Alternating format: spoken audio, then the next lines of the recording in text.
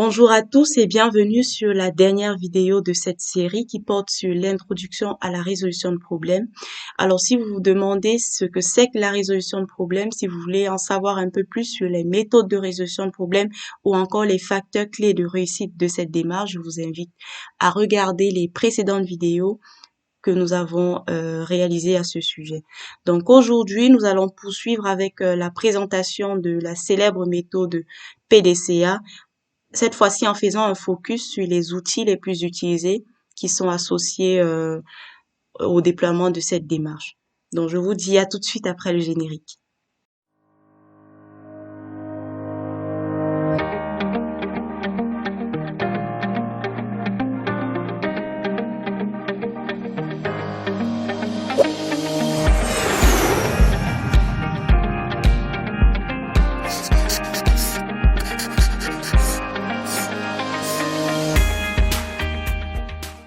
De nombreux outils sont utilisés dans la mise en œuvre de la résolution de problèmes, parmi lesquels le QQOQCP.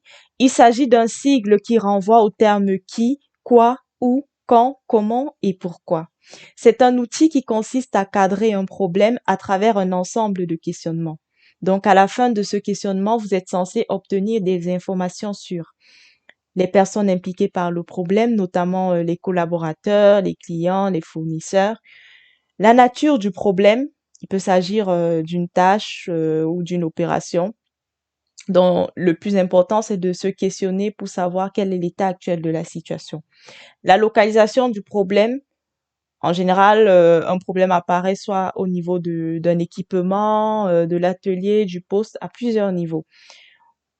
Il est aussi important de se questionner sur la durée et la fréquence d'apparition du problème, sur les moyens et méthodes du problème et enfin les objectifs à atteindre. Une fois le problème cadré, vous pouvez utiliser la méthode des 5 M pour déterminer les causes potentielles du problème. Donc cette méthode porte plusieurs noms. Vous avez le diagramme d'Ishikawa ou le diagramme de cause à effet ou encore l'arête de poisson comme le montre la figure.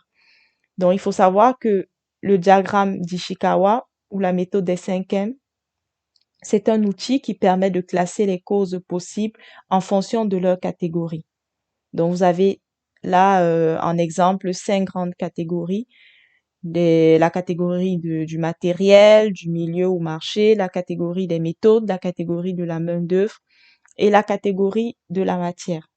Pour mieux l'expliciter, prenons un exemple. Supposons que vous avez demandé à un ami de vous réaliser une tarte aux pommes. Malheureusement, la tarte qu'il vous a donnée a raté. Afin de comprendre ce qui s'est passé, vous décidez d'utiliser la méthode des 5 M.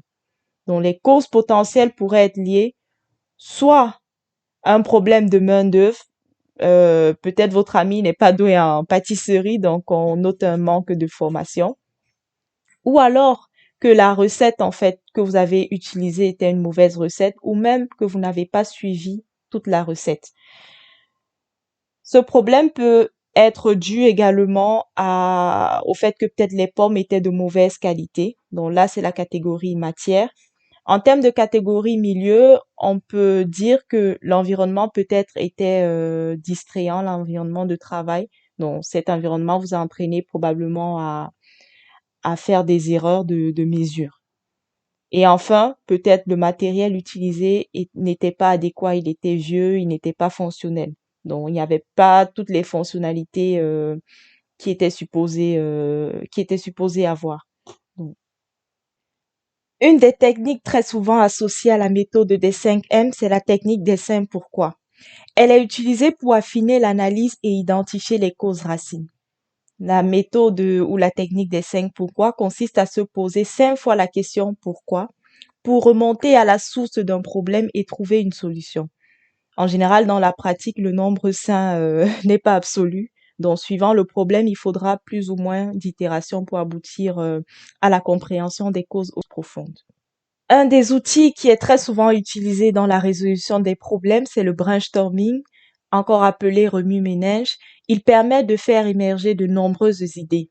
Il se traduit en général par la participation de tous les membres d'un groupe. Le but du brainstorming est que chacun émette ses idées telles qu'elles lui viennent à l'esprit, en mettant de côté les préjugés et en évitant les critiques. Il favorise la créativité et dans la génération des solutions innovantes.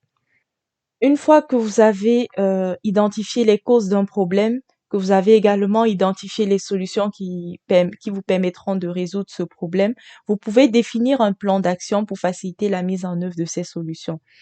À l'écran, vous avez un exemple de plan d'action que vous pouvez élaborer. Mettre en face des causes identifiées, les actions définies, euh, prévoir également des ressources en attribuant des rôles et des responsabilités, définir une date. S'il y a des commentaires, n'hésitez pas à les mentionner. Donc, c'est juste un exemple basique de tableau de planification. Le dernier outil que j'ai choisi de vous présenter, c'est le tableau de bord. Les tableaux de bord sont des outils qui permettent de piloter et visualiser à travers des indicateurs l'avancement des plans d'action et des objectifs préalablement définis. Ils ont également pour but d'évaluer l'atteinte des objectifs et ainsi identifier des axes d'amélioration. Supposons qu'une plateforme s'est définie pour objectif d'obtenir par mois en moyenne 100 commentaires par vidéo. Par conséquent, 1200 commentaires par an. Pour suivre l'atteinte de ces objectifs, ils saisissent chaque mois le nombre de commentaires obtenus par vidéo dans un tableau Excel, ce qui correspond à la deuxième ligne du tableau affiché à l'écran. Ce tableau peut être également visualisé sous forme de graphique. Vous pouvez remarquer que la cible des 100 commentaires par mois n'a pas été respectée tous les mois. Par ailleurs, la cible annuelle n'a pas été atteinte. Donc, voici en exemple à quoi représente un tableau de bord d'indicateurs. Nous sommes arrivés au terme de cette série de vidéos. J'ose croire qu'à présent, vous êtes capable d'expliquer à quelqu'un ce que c'est que la résolution de problèmes et de lui présenter les facteurs clés de réussite de cette démarche, à savoir l'intégration du facteur humain, le déploiement d'une méthode rigoureuse telle que le 8D, la 3 ou la roue de Deming que nous avons vu à travers cette vidéo, et enfin l'utilisation des outils adaptés. Si la vidéo vous a plu, n'hésitez pas à liker, à partager et à nous laisser un commentaire. Aussi, n'oubliez pas de vous abonner et d'activer la cloche de notification si ce n'est pas encore le cas. Pour tout renseignement, n'hésitez pas à nous contacter. Vous retrouverez en description de la vidéo les adresses de nos différents réseaux sociaux. Merci et à bientôt, je l'espère.